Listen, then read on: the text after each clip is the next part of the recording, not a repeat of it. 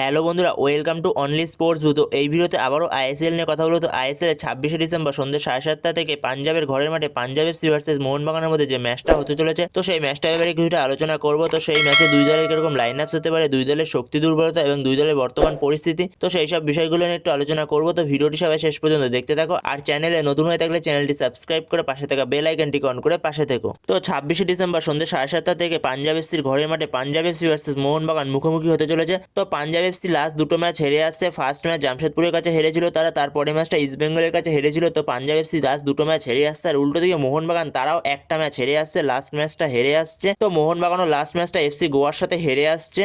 তো এই পাঞ্জাব ম্যাচটা মোহনবাগানের কাছে খুবই গুরুত্বপূর্ণ একটা ম্যাচ, যেহেতু এফসি গোয়া ম্যাচটা মোহনবাগান হেরে গেছে। তো সেই কারণে এই ম্যাচটা লিগ শিল্ডের জন্য খুবই গুরুত্বপূর্ণ একটা ম্যাচ মোহনবাগানের কাছে। তো এই ম্যাচটা যদি মোহনবাগান জিততে পারে তাহলে ব্যাঙ্গালোর থেকে মোহনবাগানের 5 পয়েন্টের ডিফারেন্স হয়ে যাবে। কিন্তু কিছু ভুলের কারণে আগের ম্যাচটা হেরে গেছে মোহনবাগান। তো সেইখানে এই ম্যাচটা যদি জিততে পারে তো সেখানে এই পাঞ্জাব ম্যাচটা জেতা মোহনবাগানের জন্য খুবই জরুরি লিগ শিল্ডের জন্য। তো সেখানে যদি মোহনবাগান এই ম্যাচটা জিততে পারে, মোহনবাগান টেবিল টপে তো রয়েছে অলরেডি, তো 5 পয়েন্টের ডিফারেন্স হয়ে যাবে। তো সেখানে বর্তমান সময়ে পাঞ্জাব এফসির পরিস্থিতি দেখলে পাঞ্জাব এফসি বর্তমান সময় 11টা ম্যাচ খেলেছে, 11 ম্যাচের মধ্যে 6টা জয় পেয়েছে এবং 5টা হেরেছে, কোনো রকম ড্র করেনি তারা। তাদের পয়েন্ট হলো বর্তমান সময় 18-11 ম্যাচে। আর উল্টো দিকে মোহনবাগান তারা বর্তমান সময় 12 ম্যাচ খেলেছে, 12 ম্যাচ খেলে তারা 8টা জয় পেয়েছে, 2টো ড্র করেছে এবং 2টো হেরেছে। তো তাদের পয়েন্ট বর্তমান সময় 26, তারা 1 নম্বরে রয়েছে পয়েন্টস টেবিলের। তো এই ম্যাচ থেকে আবারও গ্রেগ স্টুয়ার্টকে আমরা মাঠে দেখতে পাবো। গ্রেগ স্টুয়ার্ট এই ম্যাচ থেকে আবারও মাঠে ফিরছে পাঞ্জাব ম্যাচ থেকে। তো তোমাদের আগেই জানিয়েছিলাম গ্রেগ স্টুয়ার্ট আগের দিনের ম্যাচ খেলবে না, কিন্তু পাঞ্জাব ম্যাচে সে মাঠে ফিরবে। তো সেখানে এই ম্যাচে সে মাঠে আবারও ফিরতে চলেছে। তো গ্রেগ স্টুয়ার্টের যে অভাবটা আমরা দেখতে পাচ্ছিলাম মোহনবাগান টিমের মধ্যে, ক্রিয়েটিভ প্লে মেকারের অভাবটা, তো সেই অভাবটা এই ম্যাচে মিটতে চলেছে। তো গ্রেগ স্টুয়ার্ট ফিরছে, এটা মোহনবাগান ফ্যান্সের জন্য খুবই সুখবর একটা। তো ডিমিকে নিয়ে একটু সংশয় রয়েছে, ডিমি এই ম্যাচটা স্টার্ট করবে কিনা সেটা বলা যাচ্ছে না। ডিমি হয়তো বা স্টার্ট করবে না, যদি মলিনা চায় তাকে রেস্টও দিতে পারে এই ম্যাচটার জন্য। তো যেহেতু আগের দিনের ম্যাচে তার একটু হালকা ইনজুরি হয়েছিল, তো সেই কারণে তার ইনজুরিটা খুব গুরুতর ইনজুরি না, একটু রেস্ট নিলেই ঠিক হয়ে যাবে। তো সেখানে পাঞ্জাব ম্যাচে দিমিত্রি হয়তো স্টার্ট নাও করতে পারে। তো সেখানে স্টুয়ার্ট যেহেতু ফিরছে, স্টুয়ার্টই স্টার্টিং 11-এ স্টার্ট করবে এই ম্যাচটায়। তো উল্টো দিকে পাঞ্জাব এফসির ডিফেন্ডার ইভান নোভোসেলিস, সেও এই ম্যাচে থাকছে না তার চোটের কারণে। তাকেও এই ম্যাচে পাঞ্জাব এফসি মিস করবে, তাদের গুরুত্বপূর্ণ একজন ডিফেন্ডার, ডিফেন্সের ভরসা।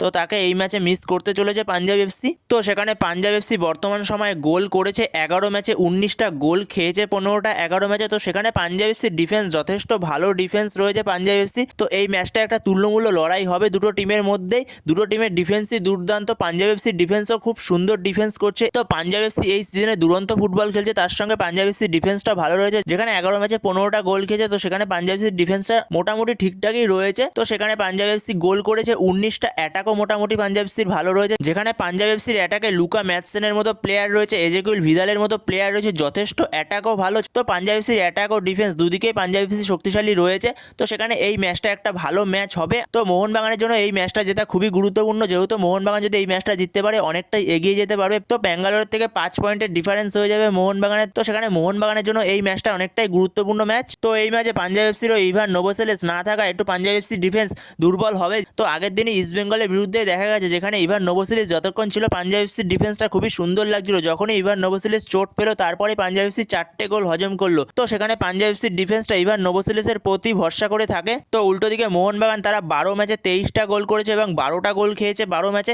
যেখানে মোহনবাগানের অ্যাটাকও ভালো, কিন্তু আগের দিন গোয়া ম্যাচে মোহনবাগানের দুটো উইং পুরো বন্ধ করে রেখেছিল। তো আগের দিন গোয়া ম্যাচে মোহনবাগানের দুটো উইং লিস্টান ক্রস এবং মানবীর সিং দুজনকেই পুরো বন্ধ করে রেখেছিল গোয়ার কোচ মনোলো মার্কুয়েজ রোকা। তো সেখানে সমস্যায় পড়েছিল, যেহেতু গ্রেগ স্টুয়ার্ট ছিল না, তো সেই জায়গায় আরও সমস্যায় পড়েছিল, ক্রিয়েটিভ প্লে মেকারের রোলটা পুরোপুরি বন্ধ হয়েছিল মোহনবাগানে। তো সেখানে যদি গ্রেগ স্টুয়ার্ট ফিরে তাহলে জেই ম্যাকলারেন সে বলের সাপ্লাই পাবে। যে কটা ম্যাচ গ্রেগ স্টুয়ার্ট খেলেছে, তো সেই কটা ম্যাচে জেই ম্যাকলারেন যথেষ্ট এফেক্টিভ হয়েছে। তো সেখানে আশা করছি জেই ম্যাকলারেন আবারও এফেক্টিভ হবে। তো মোহনবাগানের অ্যাটাকও যথেষ্ট শক্তিশালী, যেখানে অ্যাটাকে 23টা গোল করেছে 12 ম্যাচে। তো সেখানে মোহনবাগানের ডিফেন্সও খুব সুন্দর, দুরন্ত ডিফেন্স মোহনবাগানের, যেখানে লাস্ট দুটো ম্যাচের ডিফেন্স একটু স্ট্রাগল করেছে মোহনবাগানে। তো সেখানে মোহনবাগানের ডিফেন্সও যথেষ্ট মজবুত, যেখানে মোহনবাগান 12 ম্যাচে 12টা গোল খেয়েছে, মাত্র পার ম্যাচ একটা করে গোল খেয়েছে বলা যেতে পারে। কিন্তু মোহনবাগানের ডিফেন্স বর্তমান সময় দুটো ম্যাচে একটু স্ট্রাগল করেছে। তার আগে পর্যন্ত মোহনবাগানের ডিফেন্স রক সলিড ডিফেন্স ছিল। তো সেখানে মোহনবাগানের ডিফেন্স অনবদ্য ডিফেন্স করছিল। লাস্ট দুটো ম্যাচের আগের ম্যাচগুলো পর্যন্ত মোহনবাগান অসাধারণ ডিফেন্স করছিল। তো সেখানে লাস্ট দুটো ম্যাচে মোহনবাগানের ডিফেন্সে একটু প্রবলেম হয়েছে। তো মোহনবাগানের ডিফেন্সও যথেষ্ট শক্তিশালী একটা ডিফেন্স, যেখানে আলবার্তো রড্রিগেজ, টম এলিয়টরা অসাধারণ ডিফেন্স করছে।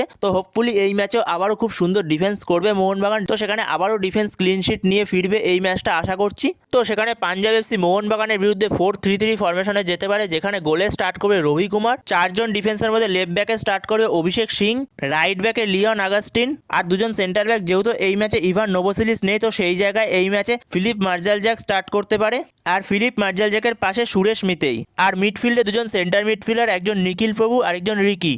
আর দুদিকের উইং থেকে লেফট উইং থেকে আসমির সুলজিক, আর রাইট উইং থেকে নিহাল সুদেশ, আর নম্বর 10 রোলে এজেকুইল ভিদাল, আর একজন স্ট্রাইকার নম্বর 9 লুকা ম্যাথসেন। তো এরকমই হতে চলেছে মোহনবাগানের বিরুদ্ধে পাঞ্জাব এফসির প্লেইং 11। তো এরপরে মোহনবাগানের কথা বলে, মোহনবাগানের কোচ মলিনা পাঞ্জাব এফসির বিরুদ্ধে সেও 4-3-3 ফরমেশনে যেতে পারে, যেখানে গোলে স্টার্ট করবে বিশাল কাইত, চারজন ডিফেন্সের মধ্যে left back Subhasish Bose, right back Ashish Roy, আর দুজন সেন্টার ব্যাক, একজন আলবার্টো রড্রিগেজ আর একজন টম এলরেড। আর মাঝমাঠে দুজন সেন্টার মিডফিল্ডার, একজন হলো আপুয়া আর একজন হলো অনিরুদ্ধ থাপা। তো এই ম্যাচে সাহালের জায়গায় থাপাকে দিয়ে স্টার্ট করাতে পারে, যেহেতু এজেকুইল ভিদালের মতো প্লেয়ার রয়েছে, তো তাকে আটকানোর জন্য এই ম্যাচে থাপাকে দিয়ে স্টার্ট করাতে পারে মিডফিল্ডে। আর দুদিকের উইং থেকে লেফট উইং থেকে লিস্টান ক্রস, রাইট উইং থেকে মানবীর সিং, আর নম্বর 10 রোলে যেহেতু দিমিত্রির চোট রয়েছে, তো সেখানে দিমিত্রি হয়তো জায়গাটা স্টার্ট করবে না এই ম্যাচে যেহেতু স্টুয়ার্ট ফিরছে, তো সেখানে আমি স্টুয়ার্টকেই রেখেছি। আর যদিও বা স্টুয়ার্টও যদি স্টার্ট না করে, স্টুয়ার্টকে যদি সেকেন্ড হাফে নিয়ে আসে মলিনা, তো সেখানে ওই জায়গাটায় সাহালকে দিয়ে স্টার্ট করাতে পারে মলিনা ফার্স্ট 11-এ। আর ওপরে একজন স্ট্রাইকার জেমি ম্যাকলারেন। তো মোহনবাগান কোচ মলিনার এরকমই প্লেইং 11 হতে চলেছে পাঞ্জাব এফসির বিরুদ্ধে। তো বন্ধুরা, মোহনবাগানেরও কীরকম প্লেইং 11 হতে পারে, তো তোমাদের এই বিষয়ে কোনো মতামত থাকলে অবশ্যই কমেন্টে জানিও। তো বন্ধুরা, এই ভিডিওতে এই পর্যন্ত। তো এই আপডেটটা নিয়ে আলোচনা করার ছিল। তো ভিডিওটি ভালো লাগলে অবশ্যই লাইক শেয়ার সাবস্ক্রাইব করতে ভুলো না। তো নেক্সট ভিডিওতে দেখা হচ্ছে, ততক্ষণের জন্য বাই বাই।